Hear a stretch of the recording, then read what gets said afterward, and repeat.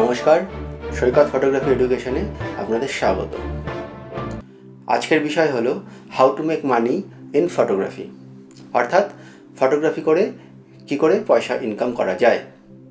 আমার প্রথম point, photography what you love আর হোয়াট ইউ লাইক, অর্থাৎ সেই ধরনের ফটোগ্রাফি করা উচিত যেটা তোমরা করতে চাও বা তোমাদের ভালো লাগে। অর্থাৎ ভালো লাগা, ভালোবাসা এবং বিজনেস যদি একসাথে হয়ে যায় তাহলে সাকসেস আসবেই আসবে। ধরে নেওয়া যাক তুমি করতে চাও স্পোর্টস বা ফ্যাশন অথবা কমার্শিয়াল মানে অ্যাডভার্টাইজমেন্ট ফটোগ্রাফি, তাহলে তোমাকে কিন্তু সেই বিষয়ের উপরই কাজ করতে হবে এবং তোমার ভালো লাগাও তার মধ্যে থাকতে হবে। কারণ ফটোগ্রাফিটা শুধুমাত্র একটা বিজনেস নয়, photography itself art, itself love and lots of passion অর্থাৎ তোমার কাজের প্রতি শুধু নয়, তুমি যে বিষয়টার উপর কাজ করতে চলেছো সেই বিষয়টার উপর। তোমার ওয়াইল্ড লাইফ বা নেচার খুব ভালো লাগে, খুব মানে অসাধারণ লাগে, মানে তুমি যদি সারাদিন ওয়াইল্ড লাইফে কাটাতে পারো তাহলে তুমি নিজেকে সবথেকে খুশি মানুষ মনে করবে।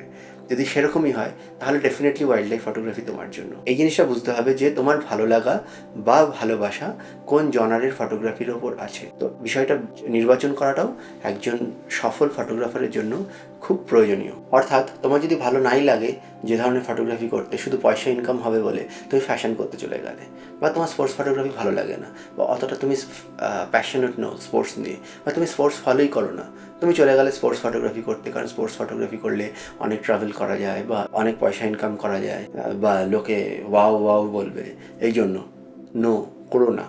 তার বদলে তোমার যদি ভালো লাগে স্ট্রিট ফটোগ্রাফি করতে, সিম্পল স্ট্রিট, কলকাতার রাস্তায় হোক কি গ্রামের অলিতে গলিতেই হোক, বা তুমি যে শহরে বা যে জায়গায় আছো তার অলিতে গলিতে হোক, বা সারা দেশ ইভেন সারা পৃথিবীর অলিতে গলিতে রাস্তাঘাটে বিভিন্ন রকম টেক্সচার, এইসব ছবি তুলে তুমি পছন্দ করো বা আনন্দ পাও, বা তোমার মনে হয় তুমি তোমার ভাবনা চিন্তা বা তোমার যে প্যাশন আছে ফটোগ্রাফির ক্ষেত্রে সেই সেটাকে রিফ্লেক্ট করাতে পারছো তোমার কাজের মধ্যে, বা তুমি কানেক্ট করতে পারছো তোমার ওই জনারটার সাথে, ঠিক আছে? তো that is the best genre for you. তো সেটাই করো। তার জন্য তোমার কম পয়সা আসবে, বেশি পয়সা আসবে, এটা ভেবেই তুমি করো না। কারণ অনেক বছর ধরে অনেক বড় বড় লোক বলে গেছেন যে তুমি যেটা ভালোবাসো, তুমি যেটা ভালো করতে পারবে সেটাই তুমি করো, তাহলেই তুমি সেখানে সাকসেস পাবে। আমরা সিনেমা দেখতে তো সবাই ভালোবাসি, সিনেমা দেখিও, বা সেখান থেকেও অনেক কিন্তু শেখার কথা থাকে। এই যে যে কথাটা বললাম সেটাও কিন্তু 3 ইডিয়ট ফিল্মে র্যাঞ্চো অর্থাৎ আমির খান সেখানে কি বলেছিল, বাচ্চা কাবিল বানো কাবিল, কামিয়াবি তো সালি ঝাঁক মারকে তের পিছিয়ে আয়েগি। খুব সত্যি কথা। আমরা শেষে দেখেও ছিলাম যে সব বন্ধুরাই কিন্তু একদম সফল হয়েছিল যার যার ভালো লাগার জন্য। তো সেই জন্যই বলছি এখানেও সেটা সত্যি কথা যে যে জনারে তুমি কমফোর্টেবল ফিল করবে, যে জনারটা তোমার ভালো লাগে করতে, সেই জনারটাতেই তুমি ফলো করো, স্টিক করে থাকো, এবং তুমি তোমার ফটোগ্রাফিটাকে এক্সেলেন্ট লেভেলে নিয়ে যাও, যে পয়সা তো এমনিই আসবে, তোমার ওই ফটোগ্রাফি সবাই কিনে নেবে। Number 2 point, look for the market, অর্থাৎ তুমি যে ধরনের ফটোগ্রাফি করছো বা তোমার যেটাতে তোমার প্রফিসিয়েন্সি সব থেকে বেশি, সেই জনারটার মার্কেটটা কি, সেই মার্কেটটা খোঁজো। এটা কিন্তু খুব জরুরি, কারণ ফটোগ্রাফি আর্টের পাশাপাশি একটা বিজনেসও, তাই এটাকে চালাতে গেলে তার একটা মার্কেটও দরকার। কোথায় তুমি বিক্রি করবে তোমার ফটোগ্রাফি স্কিলটাকে, সেটা কিন্তু খুব জরুরি। বিক্রি করাও বলা ভুল, মানে তোমার ফটোগ্রাফসগুলো যদি হয় বা ফটোগ্রাফি অ্যাসাইনমেন্ট পেতে চাও, সেই জিনিসটা তুমি কোথায় পাবে, তার মার্কেটটা কোথায়, সেটা খুঁজতে হবে প্রথমে। তো কীভাবে আমরা খুঁজবো? ধরে নেওয়া যাক তুমি ওয়েডিং ফটোগ্রাফি করতে চাইছো। তো ওয়েডিং ফটোগ্রাফিটা কি B2C ক্যাটাগরির মধ্যে পড়ে, অর্থাৎ বিজনেস টু ক্লায়েন্ট। অর্থাৎ তুমি বিজনেস মানে তুমি যেহেতু করছো, তুমি নিজে বিজনেস ফটোগ্রাফার, ওয়েডিং ফটোগ্রাফার, এবার ক্লায়েন্ট কারা, যারা বিয়ে করতে চলেছে বা বিয়ে করছে তারাই। তো তাদেরকে তুমি কোথায় খুঁজে পাবে? ইজিলি সোশ্যাল মিডিয়ায় খুঁজে পাবে, বিভিন্ন রকম ওয়েবসাইটে খুঁজে পাবে, নিজের ওয়েবসাইট বানাতে হবে এবং এই নিয়ে তোমাকে রেগুলার পোস্ট করে যেতে হবে ফেসবুকে, ইনস্টাগ্রামে ইত্যাদি। তো সেটা কিন্তু জরুরি। অর্থাৎ তোমাকেও তোমার প্রোফাইল বানিয়ে ফেলতে হবে ওই পার্সপেক্টিভে, এবং তুমি কোনো অ্যাসাইনমেন্ট পেলে সেখান থেকেও সব থেকে ভালো ছবিগুলো নিয়ে তুমি একটা পোস্ট করতে থাকবে রেগুলারলি, মার্কেটিং করতে হবে তোমাকে ওটা দিয়ে, তাহলে তুমি কিন্তু মার্কেট ইজিলি পরবর্তী যে সিজন থাকবে ওয়েডিং সিজন, সেখানে তুমি বুকিং পেতে পারো। তো এটা কিন্তু জরুরি। ধরে নাও তুমি একজন কমার্শিয়াল ফটোগ্রাফার, তুমি আর প্রোডাক্ট ফটোগ্রাফি করো কি ফ্যাশন ফটোগ্রাফি করো, তাহলে তোমাকে সেই সব কোম্পানিগুলো ধরতে হবে যেখানে প্রোডাক্ট আছে, যাদের প্রচুর পরিমাণে প্রোডাক্ট হয়, যারা প্রোডাক্ট সেল করে, যাদের কাজই হচ্ছে ম্যানুফ্যাকচারিং করা এবং সেল করা, তাদেরকে খুঁজতে হবে। রাইট, তুমি প্রোডাক্ট ফটোগ্রাফি করো, তোমার সাথে যোগাযোগ আছে বা তুমি যোগাযোগ করলে, ধরো খাদিম বা অজন্তা, তুমি এদের ধরলে, এদের কাছে গেলে তোমাকে কিন্তু ওদের দেখাতে হবে তোমার product photography skill. Not necessary জুতো বা ওদেরই জুতো, কিন্তু তোমার স্কিল মানে প্রোডাক্ট ফটোগ্রাফিতে তোমার যে কতটা দক্ষতা আছে, সেই দক্ষতা তোমাকে তৈরি করতে হবে, তোমার পোর্টফোলিওর মাধ্যমেই সেটা প্রকাশ পাবে। তো সেটা তৈরি করে তুমি তাদের কাছে গেলে, অ্যাপ্রোচ করলে, তোমাকে কিন্তু ওরা কাজ দিয়ে দেওয়ার সম্ভাবনা আছে। কারণ সবসময় কোম্পানিগুলো নতুন ফটোগ্রাফারের সাথে কাজ করতে চায়, তার দুটো কারণ। এক হচ্ছে ফটোগ্রাফার চেঞ্জ করে তার পার্সপেক্টিভ চেঞ্জ হয়, সামান্য চিন্তাভাবনা চেঞ্জ হয়, অর্থাৎ আর্ট দিকটা যেমন আছে। আর একটা হচ্ছে ইকোনমিক্যাল, ফটোগ্রাফারের যত এক্সপিরিয়েন্স হয় তার সাথে সাথে তার ইকুইপমেন্টও আপডেট হয়, তার পারিশ্রমিকও বাড়তে থাকে। তো সব কোম্পানির একটা বাজেট থাকে, তো সেই বাজেটের মধ্যে কিন্তু তারা সবসময় করতে চায়। যদি তুমি নতুন হও, তুমি ডেফিনেটলি তোমার চার্জেস কমই থাকবে, এক্সপিরিয়েন্স যারা ফটোগ্রাফার আছেন তাদের মতো তুমি চার্জ করবে না। স্বাভাবিকভাবেই তোমারটা কিন্তু ফিট হতে পারে যদি তোমার কোয়ালিটি ম্যাচ করতে পারে তার সাথে। তো স্বাভাবিকভাবেই এমন ভেবো না যে খাদিমসের তো বড় বড় কোম্পানির ফটোগ্রাফার অলরেডি কাজ করেন, তুমি পাবে না।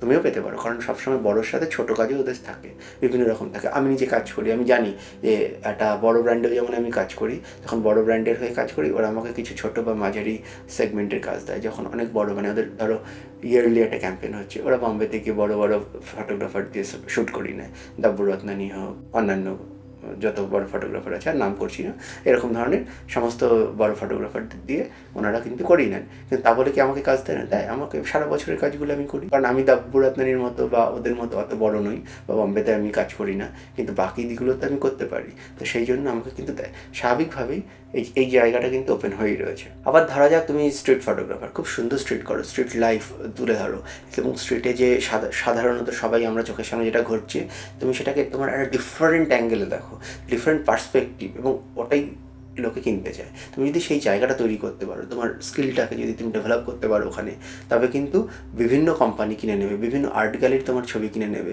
বিভিন্ন জায়গায় তুমি সেল করতে পারবে, বিভিন্ন রিয়েল এস্টেট কোম্পানিগুলো কিন্তু সেই ছবি কিনে নেবে, বিভিন্ন বড় বড় হোটেলে কিন্তু ফ্যাশন ফটো লাগায় না, প্রোডাক্ট ফটো লাগায় না, কী লাগায়, ওখানে ওয়াইল্ড লাইফ লাগায়, ওখানে স্ট্রিট ফটোগ্রাফি লাগায়। তো সেই জায়গাগুলো কিন্তু ওপেন রয়েছে, এবং সেগুলো কিন্তু অনেক দাম। কিন্তু আবারও বলছি, যেই জনারি করতে চাও সেটাতেই তোমাকে কিন্তু নিজেকে উজাড় করে দিতে হবে, নিজেকে দারুণভাবে তৈরি করতে হবে, যাতে তোমার ছবি দেখার পর চোখ ফেরাতে না পারে। এরকমভাবে তোমাকে মার্কেট খুঁজে নিতে হবে। তো নাম্বার 2 পয়েন্ট হলো মার্কেট খোঁজা। Number 3, multiple streams of income, অর্থাৎ বিভিন্ন উপায়ে, মানে ফটোগ্রাফির বিভিন্ন জায়গা থেকে কিন্তু আমাদের ইনকাম করতে হবে। এটা আমাদের 3 নম্বর পয়েন্ট, এবং এটা ভীষণ ইম্পর্টেন্ট। কারণ হচ্ছে আমরা আজকে যে সিচুয়েশনে দাঁড়িয়ে রয়েছি, অর্থাৎ global pandemic situation, corona virus নিয়ে এসেছে, তার ফলে সারা পৃথিবী লকডাউন, মানে শুধু ভারত বন্ধ নয়, সারা পৃথিবী বন্ধ হয়ে গেছে। খুব খারাপ অবস্থা, ইকোনমির 12টা 13টা হয়ে গেছে। তো এখানে সব কিছু বন্ধ। যেমন আমি স্পোর্টস ফটোগ্রাফি করি, বন্ধ। যেমন আমি ফ্যাশন ফটোগ্রাফি এবং প্রোডাক্ট ফটোগ্রাফি করি, বন্ধ। যেমন 360 ফটোগ্রাফি করি, বন্ধ। আমার অর্থাৎ পুরো ইনকামটাই বন্ধ হয়ে গেছে। লাস্ট 6-7 মাস ধরে কিন্তু আমার কাজ হয়নি, বা প্রায় কোনো কাজ হয়নি, একদমই কাজ হয়নি, একদম ড্রাই গেছে। এটা কিন্তু খুব ডিফিকাল্ট টাইমে আমরা কাটিয়েছি সেই সময়টাতে। একজন ফটোগ্রাফারকে যারা অ্যাসাইনমেন্ট বেসিসেও কাজ করবে, তাদের কিন্তু ডিফারেন্ট কাইন্ড অফ সোর্সেও ইনকাম করাটা জরুরি, অর্থাৎ ফটোগ্রাফিরও বিভিন্ন জায়গা থেকে ইনকাম করাটা জরুরি। তো সেটা মাথায় রেখে আমাদের কিন্তু কাজ করতে হবে। তো যেমন একটা প্যাসিভ ইনকাম, একটা ডাইরেক্ট ইনকাম। ডাইরেক্ট ইনকাম কি? ডাইরেক্ট ইনকাম হলো অ্যাসাইনমেন্ট। আমি যেমন আজকে দুবাইয়ে এসেছি IPL-এর T20-র 2020 এডিশনে শ্যুট করার জন্য। আমি 2011 থেকে IPL করছি, আমি বলেছি আগেই। তো এবারও আমি পেয়ে গেছি এই প্রজেক্টটা। তো এটা আমার ডাইরেক্ট অ্যাসাইনমেন্ট। তুমি ভেবে দেখো, এই IPL হওয়ার কথা ছিল এপ্রিল মাসে, এপ্রিল মাসে হলো না, মার্চ মাসে হলো না, মে, জুন, জুলাই, আগস্ট করে কোথাও হলো না, শেষে সেপ্টেম্বরে গিয়ে হচ্ছে, এবং তাও বিদেশে। IPL কিন্তু আমাকে নাই নিতে পারতো, কারণ এখানে আনতে, দুবাইতে আনতে আমাকে ইন্টারন্যাশনালি ফ্লাই করাতে হয়েছে ওদের। আমার জন্য 1,50,000 USDর একটা ইন্স্যুরেন্স করাতে হয়েছে, যার জন্য আই এম শিওর অনেক টাকা ওকে দিতে হয়েছে ইন্স্যুরেন্স প্রিমিয়াম হিসেবে, ঠিক আছে। এছাড়াও আমাকে তাজ হোটেলের মতো 5 স্টার হোটেলে এত বড়, তুমি পেছনটা দেখতেই পাচ্ছ, এত বড় একটা রুমে রেখেছে, তার একটা কস্ট আছে। প্লাস আমার 3 বেলার খাবারের পয়সাও দিতে হচ্ছে তাকে, তার জন্য একটা কস্ট আছে, এবং খুব ভালোই কস্ট। সেটা আমি এতদিন ধরে করছি, আমার কাজ ভালো, সব ঠিক আছে, বাট আমাকে নাই আনতে পারতো, কারণ এরকম স্পোর্টস ফটোগ্রাফার হয়তো এখানেও আছে, বা তো স্বাভাবিকভাবে এখান থেকে নেওয়াটা সুবিধা ছিল, কিন্তু বাট বিসিসিআই নিয়েছে, কারণ ওটাই আবার বললাম, এক এক্সপিরিয়েন্স, দুই হচ্ছে কোয়ালিটি। সেই দুটো কারণ কিন্তু এখানে ফ্যাক্টর হয়ে দাঁড়িয়েছে আমার পার্সোনাল ক্ষেত্রেও, আমার এই প্রজেক্টের জন্য। তো হ্যাঁ, সো অ্যাক্টিভ ইনকাম, তো অ্যাক্টিভ ইনকামের সম্বন্ধে তো বললামই। এবার সেখান থেকে আমি চলে আসি প্যাসিভ ইনকামের কাছে। প্যাসিভ ইনকামকে কি, স্টক ফটোগ্রাফি হতে পারে, অর্থাৎ শাটার স্টক, গেটি ইমেজেস, এরকম বিভিন্ন স্টক কোম্পানি আছে যেখানে আমরা আমাদের স্টক ছবি, অর্থাৎ যেগুলো আমি অ্যাসাইনমেন্টের জন্য করলাম না, কিন্তু আমাদের নিজস্ব ঘুরতে যাওয়া হোক, অথবা এই যেমন আমি দুবাইয়ে এসেছি IPL-এর জন্য, আমার এখানে কোয়ারেন্টাইন চলছে, সব ঠিক আছে, আমি বেরোতে পারবো না, বাট আমার এখানে বিগ উইন্ডোজ আছে, সুন্দর স্কাইলাইন দেখা যাচ্ছে, হাইওয়েজ দেখা যাচ্ছে, যদি আমি কিছু ভালো ছবি তুলতে পারি এখান থেকে, তাহলে আমি এই ছবি কিন্তু স্টক ফটোগ্রাফিতে ইউজ করতে পারি। তো আমি সেখানে দিয়ে দিলাম, ওখান থেকে হয়তো আমার সেল হলে, এবং ওটা একবার না বারবার সেল হতে থাকবে, এবং বারবার আমি কমিশন পেতে থাকবো। এখানে বিভিন্ন স্টক ফটোগ্রাফি কোম্পানির বিভিন্ন রকম রুলস থাকে, মানে প্রফিট শেয়ারিং ব্যাপার থাকে, যেমন সেলের 50% বা 60% অব দি ক্রিয়েটারকে দেয়। তো সেক্ষেত্রে এটা ভালো ইনকাম হতে পারে। তো এরকম স্টক ফটোগ্রাফি পোর্টফোলিওটাও কিন্তু পাশাপাশি আমাদের বিল্ড আপ করে যেতে হবে, যেটা আমি নিজে করিনি, যেটা এই প্যান্ডেমিকে এসে আমি শিক্ষা নিয়েছি, যে আমাকে কিন্তু প্যাসিভ ইনকাম আমারও করা দরকার, কারণ আমি প্রতিদিনই ডাইরেক্ট ইনকাম করেছি, কিন্তু প্যাসিভ ইনকামের কোনো রাস্তা আমি খোলা রাখিনি। যদি প্যাসিভ ইনকাম থাকতো তবে কিন্তু আমার ওখান থেকে আসতো। যারা নেচার ফটোগ্রাফি করছে, বা যারা ম্যাক্রো ফটোগ্রাফি করছে, বা যারা স্ট্রিট ফটোগ্রাফি করছেন, ট্রাভেল ফটোগ্রাফি করছেন, তাদের কিন্তু ভীষণ ভালো সোর্স অফ ইনকাম হচ্ছে এই স্টক ফটোগ্রাফি। প্রচুর পরিমাণ ডিমান্ড আছে এবং প্রচুর সেল হয়। যেমন আমরা বিভিন্ন বড় বড় কোম্পানিজ, বিশেষ করে টিভি কোম্পানিগুলো, তাদের ফ্ল্যাট প্যানেলের যখন অ্যাডভার্টাইজমেন্ট করে, তখন কিন্তু দেখায় ছবি, নেচারের ছবি, বা কম্পিউটার হোক কি বিভিন্ন ইলেকট্রনিক্স প্রোডাক্ট যেখানে ডিসপ্লে আছে, সেখানে কিন্তু ওরা ইনবিল্ট কিছু ছবি দিয়ে দেয়, সেই ছবিগুলোও কিন্তু কিনতে হয়, অর্থাৎ তারা স্টক ফটোগ্রাফি ওয়েবসাইট থেকেই কেনে। সুতরাং সেখানে হতেই পারে যে তোমাদের খুব সুন্দর ছবি যেটা স্টক ফটোগ্রাফি থেকে পারচেস হলো, এরকমভাবে কিন্তু প্রচুর টাকার মাধ্যমে এগুলো কেনা হয়। তো সেই জন্য স্টক ফটোগ্রাফির জন্য অবশ্যই করা উচিত। সেইখানে ভালো থেকে খারাপ, মানে যত ভালো হবে তত প্রাইসই হবে অবশ্যই, যত কম মানে মেরিট কম হবে তার উপর প্রাইস ডিপেন্ড করে। বাট বিভিন্ন ধরনের কোম্পানির জন্য বিভিন্ন রকম ছবির দরকার পড়ে। তো হোয়াট এভার ইউ টেক, মানে যে ধরনের কাজই করো, সেই ধরনের কাজই কিন্তু স্টক ফটোগ্রাফিতে দাও। বিশেষ করে নেচারের জন্য বলছি, প্রচুর পরিমাণে নেচারের ছবি বিভিন্ন ডিসপ্লে কোম্পানিগুলো কিন্তু ইউজ করে। তো it is a very good passive income. আর একটা প্যাসিভ ইনকাম হতে পারে টিচিং।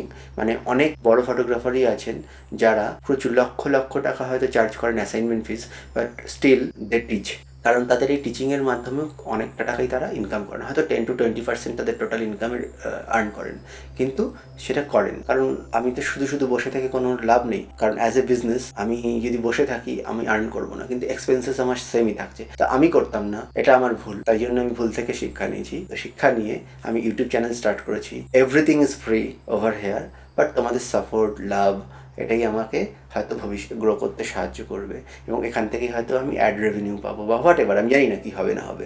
শুধুমাত্র তোমাদের ব্লেসিংটা আমার চাই, ব্যাস, তাহলেই হবে। তোমাদের সাবস্ক্রিপশন চাই, তোমাদের শেয়ার চাই, তোমাদের লাভ চাই। আমার মনে হয় আমি এখানে মনিটাইজ করে নিতে পারবো, ব্যাস, আর কিছু না। অর্থাৎ আমি ফ্রিতে তোমাদের শেখাবো, তোমাদের একটা ভিউ, তোমাদের শেয়ার এবং তোমাদের সাবস্ক্রিপশন আমাকে আর্ন করতে হেল্প করতে পারে। যদি টিচিং করা যায়, টিচিং প্রফেশনও থাকা যায়, মানে অ্যাসাইনমেন্টের পাশাপাশি টিচিংও করছি বিভিন্ন ফটোগ্রাফিক স্কুলগুলোতে, বা নিজেরই স্কুল ডেভেলপ করলাম, তো সেক্ষেত্রে কিন্তু ভালো ইনকামের একটা অপশান থেকেই যাচ্ছে।